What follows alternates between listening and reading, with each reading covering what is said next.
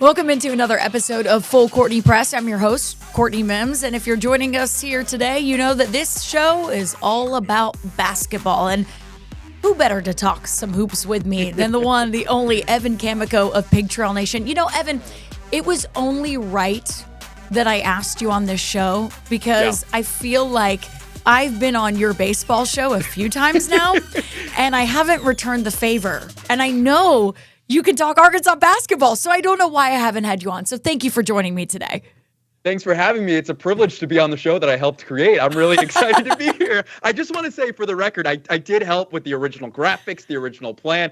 I wanted this to be called The Coach's Daughter, but that got shot down. But happy to be here. Love being on Full Courtney Press. Love watching it every week. So it's an honor that you finally asked me, and it feels well overdue. It is well overdue, and I appreciate you. And for everybody out there, Evan actually did help with the creation of the show, and those names that everybody voted on the web, you were like, I think you need to put The Coach's Daughter in there. And I said, absolutely. And the amount of times that we have Coach Mims on the show, it would make sense. It would just make sense. Well, Evan, I'm not going to take too much of your time because we have to rapid fire this one.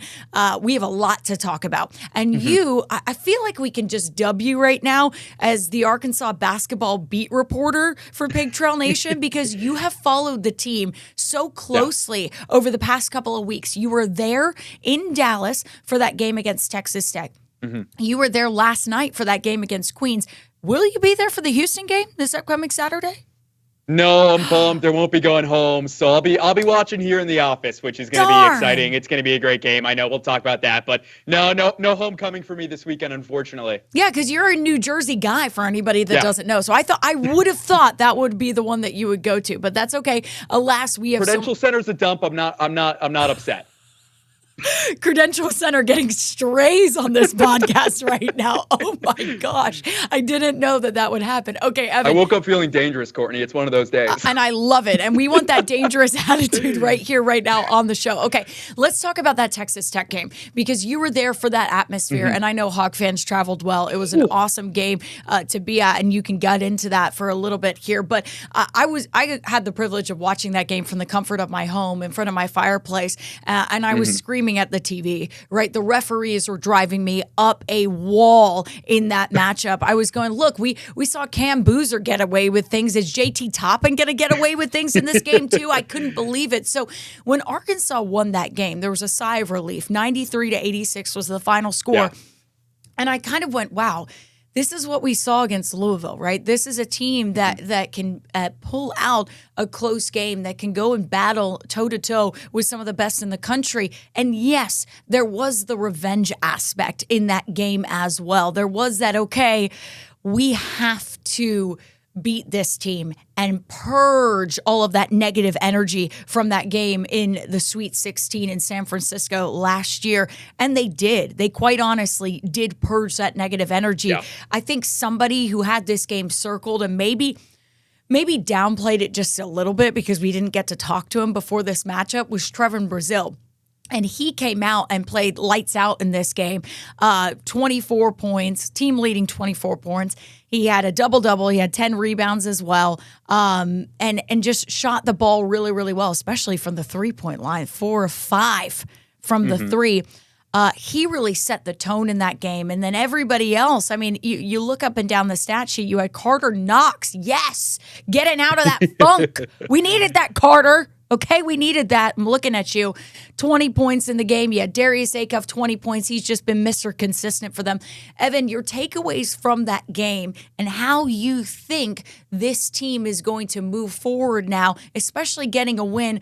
You beat the Cardinals at Bud Walton Arena, but then you went on the road at a neutral site and beat a team that you so badly wanted to beat this non-conference slate. You sure we don't have an hour to talk about this game? Because I could talk about it for an hour. I think when you look at the game, it was important for the Razorbacks, and we'll start big picture and then get small. I think big picture for this team is those 5 marquee non-conference games that Arkansas has. Now you have a chance after beating Texas Tech to have a positive record in those 5 games. Obviously, you started 0-2. You lost to Michigan State, and they lost to Duke. But then you get hot and you beat a Louisville team with a fantastic crowd at Bud Walton Arena that night, and then you carry that into this Texas Tech revenge game. I don't care what Trevin Brazile said before the game or Carter Knox said before the game. They wanted that game. We knew they did. TB after said, yeah, it was personal for us. So that was really cool to see. So being able to get out of the non-conference in those 5 games and have a positive record when you look at the big picture of all things and wanting to set yourself up for a high seed come March Madness, you're really happy with that win because at minimum, you've got 2 marquee top 20 wins. Those 2 teams, Louisville and Texas Tech, are going to be in the top 20 the entire year. They're both really good. So being able to get that win is huge to give yourself a chance when you get to play Houston and Newark this weekend to come away in the non-con with a winning record against very, very good schools, those Elite 8 teams that we saw from last year. So that's my really big picture of it. I think the other big thing, too, is you've already mentioned it. Trevin Brazile and Darius Acuff. Man, these kids are fun to watch together. I think they finally found that chemistry and that rhythm that you were looking for. And that I wouldn't say you hoped it would have been DJ Wagner in the beginning of the year, but because those guys played together last year, I think I immediately thought early in the season, hey, it would be DJ Wagner kind of taking the step forward. But what Darius Acuff can do so well is he can just bully you around the ball. He's like a little pit bull, and he's so strong. He can get to the rim. He can knock down threes really well, which is what he didn't do so good at the high school level. And the scouting report was let him shoot the threes. And you saw with Queens last night, they gave him all the open threes, and the kid didn't miss. I mean, Arkansas didn't miss last night. We'll get to that later. But just their chemistry that's starting to build together on the court is really fun to watch because it gives you some really cool ESPN highlight moments as well that I'm sure will go viral everywhere. So seeing those 2 put up 24 and 20, so, they had, 44 of Arkansas's 93 points. That was really massive. And again, TB having a double-double. Darius had a double-double last night. It feels like every game these guys are starting to click. Trevin's starting to kind of come into his own and be that SEC Player of the Year caliber guy that we thought he would be back in 2023 when we covered this team under Eric Musselman. So it's fun to see that. And then my third takeaway, and the big one was, yeah, we could talk about Carter Knox, and I want to do that in a little bit. But my third big takeaway is how this team was able to close in the final moments of the game. The defense really stepped up. Again, they let JT Toppin eat. He had 30 points and 11 boards. He had a great game. Same with Christian Anderson. But outside of that, nobody on Texas Tech did anything. They played 6 guys total. So Arkansas's ability to find a way to close late in the game was really important because you use how you lost against Michigan State and Duke, and you learn from it, and now you're able to win some of these tight games, and that's only going to set you up really well when we get into SEC play next month. And it starts with Tennessee, who looked fantastic the other night against Louisville. Yeah, they did look fantastic against Louisville. Vanderbilt's a team that's sneaky is number 8 in those net rankings right now, and if they can keep it up, I think they're a team to watch out for as well when it comes to the SEC. But I'll be honest with you, Evan, these games that we've seen Arkansas in recent weeks, in that Louisville win, in this Texas Tech win, even when you talk about some of the easy wins, so to speak, take every game that Arkansas has played of late, and I really think you're talking about a team that there are still people out there that want to disrespect. There are still people out there that don't want to say that they are a top 10 team in the nation. They are a top 10 team in the nation right now. I really think they can win the entire SEC. You're going to say on that. The cusp of top 10, but I don't know if you can call them top 10 yet.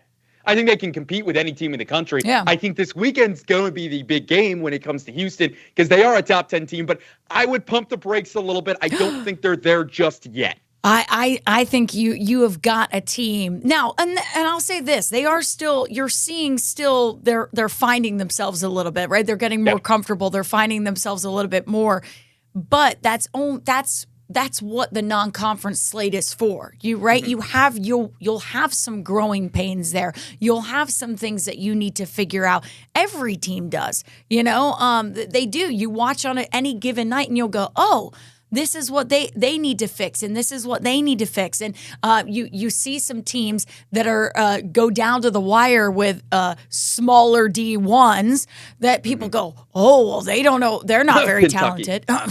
Yeah, but I mean, Kentucky's overrated. Sorry, everybody. Sorry, Mark Pope. Sorry, everybody over there. Sorry, Kentucky. Sorry, Kentucky fans. I don't even know why I'm apologizing to you guys. You guys are in my mentions all the time, so whatever. But there are teams out there right now that people are going, okay, they're still figuring some things out. But I really think that Arkansas, again, maybe they aren't a top 10 team. I think they are. I think they deserve that respect. I think right now they are playing like the top 10 in the country, right? They are playing that like that right now at a very high clip. You're right. Houston will be a good test for them. We'll get to that. Because I also want to mention the game last night very briefly. I know it was against Queens. I get it. Everybody, don't be coming at me and going, oh, it was against Queens. It was against Queens. I still liked seeing how Arkansas came out and played. I like seeing Trevin Brazile go into that one and not miss for his first 7 shots. And literally. I was going, he's not going to miss. He's just not going to miss. And to me, that's good, even against lower competition. Trevin Brazile, very briefly, if you didn't watch the game, Arkansas beat Queens 108-80. That was the final score. Trevin Brazile led the team once again in this game. 26 points on the night. He was 9 of 11 from the floor, 5 of 7 from the 3 of 4 from the charity stripe. Then who was behind him? You probably guessed it. Darius Acuff. He had 23 points and 10 assists. Another double-double for Darius Acuff on the night. I mean, you can go up and down. Again, I mean, 6 Hogs were in double figures, right? Scoring in double figures. Nick Pringle had 14 points. Carter Knox had 11. DJ Wagner had 10. Billy Richmond had 15. Malik Thomas, 3 points, a little quieter. So they're not going to – don't go in the rut now, Malik. Don't get in your head now. You play fearless. You're like a goldfish, right? Ted Lasso. You're like a goldfish. Get it Good out. quote right there. I'm just saying. I know you're a Ted Lasso I'm fan. You something. I am. Hey, I know you're a Ted Lasso fan, but seriously, watching kind of everybody look good in that game, that was really comforting to see, especially because you just need to take this as a little tune-up before that game against Houston, right, Evan? Yeah, we'll start with it took Trevin Brazile, I tweeted last night, 13 minutes and 53 seconds to miss a shot. That's how long he went, just 13 minutes of gameplay. It was incredible what he was able to do. But you go into a game like this and you kind of just think about it, right? Like it's that game that's sandwiched between the 2 big marquee games. You're coming off a massive win. Do you know how many times this game is a letdown game for? I mean, I was saying to some of the other media members before, I was like, you get the nerves, like you get a little nervous because it's like, hey, they just came off a big win. What team is going to show up right now? I was thinking going into the game that it'd be, 8 to 10 points in Arkansas lead, but they weren't playing great in the first half, and they didn't for the first 5 minutes. It took them a little to settle in the game, but then they just, put the gas pedal down and they absolutely blew them out. And that's what you like to see. And again, it was just a dominant first half. Acuff and Brazile had 34 points. The Hogs shot 59% from 3 in the first half. They were 10 of 17. They finished shooting, I believe it was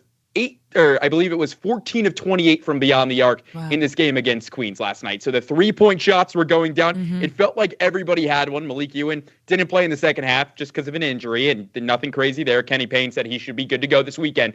But what I really liked, and you kind of brought up Malik Thomas, and why he might not have had the game I think you'd want him to have is because you're seeing Carter Knox start to settle in. Yeah. And you mentioned Carter earlier in this game, and Cal said it over the weekend. The weight of the world is finally off of his shoulders. Their expectations, I think he's finally looking past and not worrying about anymore. Carter coming into this year, everyone was saying, man, he's going to be one of the best players in the SEC. He's going to be a lottery pick, essentially, for the Razorbacks. And when you have that pressure on your shoulder, it's hard to compete sometimes, and it's hard to have a clear mind and have fun, like Cal said, when you're on the court. And I think what Carter did so well, he's gone back to the basics of his game. What's he really good at? 3-point shooting and playing good defense. And that's what we've seen the last 2 games from Carter Knox. He had 20 against Texas Tech. Like you said, 11 last night, 1 from 3 from beyond the arc. And he's played really good defense, and it's gotten him into the flow. So I think a little bit with Malik Thomas is because you have the other production from some of the other guys. Like you mentioned, if DJ goes for 10, Carter goes for 10, Pringle goes for 14, Richmond goes for 15. Somebody's got to suffer one night. Yeah. And I think Queens was more Malik suffering than anything else just because the other guys got going faster. And I think you're right on that. And you're exactly right about Carter Knox. Mentality is huge for these guys. I think we saw that a little bit with Trevin Brazile as well. And I'm not talking about this year. I'm talking about after he got injured. There was clearly something going on that he had to get out of his head and just start going, I'm good. I'm a great player. I can play in the NBA. I just got to get out of this. And I think that's why these guys, especially Trevin, wanted to play for Coach Cal, because he's a coach, along with those assistant coaches, that great staff that he has around him, can get them out of that head. Yeah. Kenny Payne is great with those bigs, to go, whoa, dude, what's going on? Cal said it with Malik Ewing, right? Yeah. What was going on with him early on? He was like, I had to show him the tape. I had to say, this is the player we recruited. This is the guy. What's going on? What's happening? And so to me, you're exactly right. And Malik Thomas, I'm not saying he's going to be in a funk, but every player, you know this from baseball, Evan. Players go through funks, right? Players, they're not. Yes, he's still a freshman. He's a talented freshman. But this may just be a little bit of a funk, and he kind of has to, what is my role now that Carter Knox is stepping up? What is my role on this team? And he's got to figure that out a little bit. He does. And so I agree completely with you. And I don't think it's anything to press the panic button on. I really don't. No. I mean, absolutely not. He's going to be a player who's key for them down the stretch. I really do believe that. You're exactly right, though. With Carter Knox starting to wake up, he's got to figure out, okay, where do I fit in all of this? Where do I fit? And so I completely agree.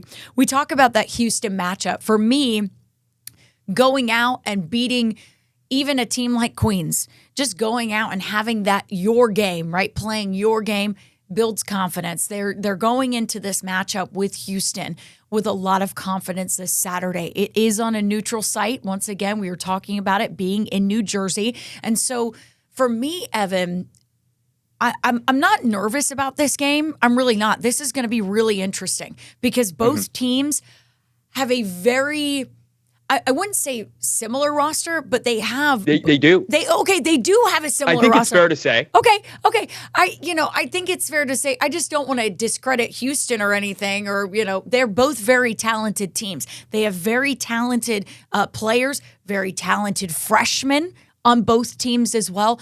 Arkansas, for me, is going to have to make it their game, right? Arkansas, once again, I feel like I'm getting on this podcast and going, Arkansas's got to play their game if they want to win. And that's showing off their athleticism. That's a high-scoring game. That's turning it into a track meet and wearing them down a little bit by getting up and down the court and just showing that athleticism that they have. However, gonna be hard against Houston, guys, because why? Their defense, second in the country in scoring defense. That's by far the best team that the Razorbacks have seen when it comes to defense. So it's going to be very hard for Arkansas to find ways to score in this one. Evan, what are your thoughts? We have like a couple minutes left of the pod. Yeah. What are your thoughts about this game this Saturday? Do you agree with me that's how Arkansas needs to play this? Yeah, and that's the glaring stat difference between these two teams. Again, Arkansas offense generates about 11 points more per game than Houston, but the defense is overwhelming. Houston averaging points against 57.7 points. So that's where Arkansas is going to have to make up for it. Rebounds are about similar. They both average about 39 rebounds per game. Assists pretty much the same. Everything else is very, very similar, but it's the defense of Houston. And we saw, look, say what you want about how great the Queens game was, but Arkansas's defense gave up 80 points. Yeah. So it wasn't like that game was necessarily a walk in the park. You had to score 108 when you're giving up 80, and that's not going to cut it against the team. And Kelvin Sampson's defenses are so good. I mean, there's a reason Houston went to, the championship game last year and lost to your Gators? Yeah. So there's a reason why Houston is what it is. They play great defense. I'm really interested in kind of the guard matchup. Emmanuel Sharp has been there for 4 years now. He's averaging 17.2 points per game. How is he going to do going up against probably Darius Acuff Jr. when they switch him with DJ Wagner and Acuff gets going? So that's going to be key is, will the young energy of Acuff be able to, run around Sharp? Probably not, but it's really going to come down to the front court. And can you get Nick Pringle going against these Houston bigs? Again, Chris Senek Jr., a freshman for Houston, is only averaging about 9.5 points per game, 7.5 rebounds, and same with Joseph Tugler. So I think it's going to be fun to watch. Can you get Pringle established in this game early? Can Trevin knock down an early 3 or 2, get the confidence going, go out on a big run, and then make them play your game. Make Houston play fast-paced, because I don't think it's a Houston team that likes to play fast-paced. They don't. They like to slow the ball down, play very strategic, and make good passes. So that's what I'm curious about, is in each battle on every level of this game. But it's going to come down to, can Arkansas get transition points before Houston can establish their defense? Yeah, you're exactly right. Houston, because when you have good defenses, and my dad always talks about this, especially when he comes on the pod, when you have good defenses, you like to play in the half court, because you can set it up. You can set up a defense. So they will try and slow things down just to go, all right, let's get our defense set. Let's make it uncomfortable on them so they can't get in a rhythm, so they can't do that. That's why I'm curious to see if Arkansas can set the pace. When they make it a track meet, I take Arkansas over anybody in the country, because then they just get on a roll, then they start to score. And like you said, I think points are going to come at a premium. So if you can get transition buckets are going to be key. That's going to be key to go on runs. And not to cut you off really quickly, but it's what we saw in the Texas Tech game. Arkansas was uncomfortable early in that game because Texas Tech was slowing it down, getting it to top and down low, getting back, setting up on defense. And Arkansas, look, they struggle a little bit in the half court. Like, let's be honest. We haven't seen it be overly smooth this entire year. At times it's looked great. At times it hasn't. So that's where they're susceptible. So for me, it's if Arkansas can get out in transition. And again, you're not going to want to fall back to this point, to this team by 10 plus points like you did against Texas Tech. So you got to get out early, because Texas Tech, you can claw your way back. They're not deep enough to allow a team to kind of just punish them. Houston is. Yes, and Houston, that's a Kelvin Sampson team right there. They will try and do that. They will get you uncomfortable. They will get you behind, and that's when they know, okay, it's our game. Which is why I think Coach Cal was trying to emphasize he knew what he was doing, putting Houston at the end of this non-conference slate. He knew what he was doing, because he said, look, we have to be battle tested before we go into this game. I have to make sure my team is put in uncomfortable situations, because Houston's going to be that final real test of the slate before we go into conference play, and we have to go through the gauntlet of the SEC. And so I think he knew what he was doing there when he kept saying, right, hey, the Louisville game, a little close for comfort there, but our team needed to feel that. They needed to say, you know what, we're going to someone's going to threaten us. Somebody's going to go, okay, we're coming back, and they need to hold on to that. I think that's going to be key in this game against the Cougars this Saturday. It's going to be a fun one. Evan, we are running out of time very quickly before we let you go. You got a prediction for this game? What you got? I think it's going to be relatively low scoring. I like Arkansas. I think the fans travel really well. We saw the show out last year at Madison Square Garden, Prudential Center, not too far away, about 15 minutes from Newark Airport. So I like the Razorback fans to travel. And if they travel like they did last weekend in Dallas, which I think they're going to, I like Arkansas to come out of this game. But I think it's going to be lower scoring. I like 76-72 Razorbacks. Wow. So you think even though it's low scoring, that the Razorbacks are going to have the edge? Yeah, I think they learned to win in a different way than they have, and that's going to set them up well for Tennessee in a couple of weeks. Ooh, I like that. Learn to win in a different way. I think Coach Cal would like hearing you say that as well. I think he hopes that can happen as well this coming Saturday. Again, I think tip-off is 4:30. Thank you. I just had to double-check. I got you. Thank you, Evan. Thank you. You know, You do your job there at the Pig Trail Nation. I try. 4:30 this Saturday. Evan, I appreciate you for coming on the show with us. Seriously, next time we won't run out of time. We can talk about maybe Indiana football even. We got to give your Hoosiers some love. After a national championship. Hey, they're my pick. It's coming to Bloomington. They're my pick. Oh, don't say that, because you're going to drink some now. Okay, they're not my pick. Indiana don't win it all. Evan, thank you so much for joining us on the show. Next time we'll have more time. We'll talk a little bit about Indiana, but we'll see how Arkansas does against Houston this upcoming Saturday. And we'll see you next time on Full Courtney Press. Have a great rest of your day, and happy holidays, everybody.